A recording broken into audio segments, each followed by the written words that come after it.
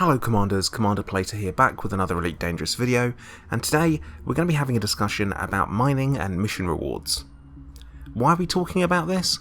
Well, I spent quite a bit of time mining over the last couple of weeks, and it's got me thinking that since the introduction of the new mining mechanics, mining has been the main source of most players' income, and typically the go-to, with the ability to earn 150 million credits per hour well within most players' grasps. It's time to have a think about where the missions and other money-making methods sit in Elite Dangerous at present. Now, before I get any comments telling me this will get mining nerfed, I'm not asking for it to be. I think it's a great way to make credits and the new mechanics are awesome. I'm asking for other methods of credit making to be brought up to mining levels, especially considering that fleet carriers are on the way and they're more than likely to cost a few billion credits, especially based on the consideration that an A rating a cutter or a corvette can cost 1 billion credits. Before mining was a top money earner, it was passenger missions. Before passenger missions, it was skimmer missions. Before skimmers, it was planetary scan missions, and you know what, I could go on. But what we can see here from this trend is that gold rushes are pretty much baked into Elite Dangerous's history, but they don't need to be anymore. A successful play session focused on money making is measured in credits per hour. The more, the better the progress. An hour of bounty hunting will net you, say, around 5 million if you're in a highly engineered ship with good NPC spawns.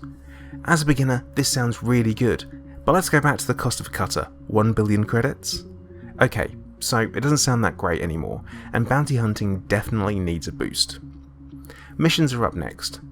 They are in need of some serious boost in rewards. Whilst they do give you engineering materials and data as rewards that you can't get anywhere else, the credit values are not consistent enough to give an exact number per hour, and this is truly fluid based on BGS.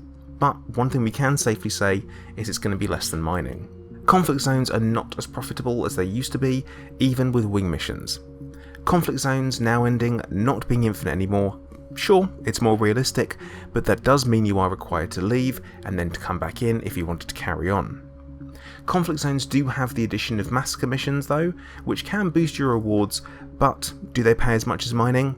No. Quick note on conflict zones here as well, is the rewards based on the NPC rank and also the ship type don't scale very well. Now combat is one of my favourite things to do, and I would like to see it earn more credits, and based on a quick poll on my YouTube channel, a good percentage of you agree that bounty hunting does need a buff too. Nothing currently pays as good as mining, and mining does scale. The bigger the ship you have, the more credits you can earn. There are some drawbacks to having mining being the primary source of income though, and engineering materials are minimal as rewards and restricted to raw materials. This makes engineering material gathering an activity to its own, rather than a byproduct of mission running. I am aware if you want to get all of your engineering done in one go, you do need to grind materials because you never get what you want from the missions anyway, but I digress, it's a different issue. The main issue with mining as a big earner is it's just mining. It's going to spoil your learning curve of Elite, as at the end of the day of mining, you can have all of the credits but none of the experience. I always encourage players to start small with their ships before getting into one of the big three, and it's great to learn how to fly in a smaller ship where you have to make a compromise. You're going to learn so much more. Now, before I get accused of gatekeeping, I want to explain why this is a bad thing. If you only do one thing, that thing is all you know how to do. If you aren't encouraged or rewarded to do other activities, why would you stray from what you know? Now, this doesn't apply to everyone, but there are some out there that might think this is all the game has to offer and then stop playing. You could say that this means the game is not for them, but if they have no reason to experience the whole game, can they really make a real decision? So, before we find ourselves talking about the science of psychological rewards in gaming, let's move on to some possible solutions, shall we? Oversimplification time. Make everything else pay more. To make other activities pay the same as mining will not destabilise the game credit-wise. It will simply make players look at other options before they decide what to do to earn credits.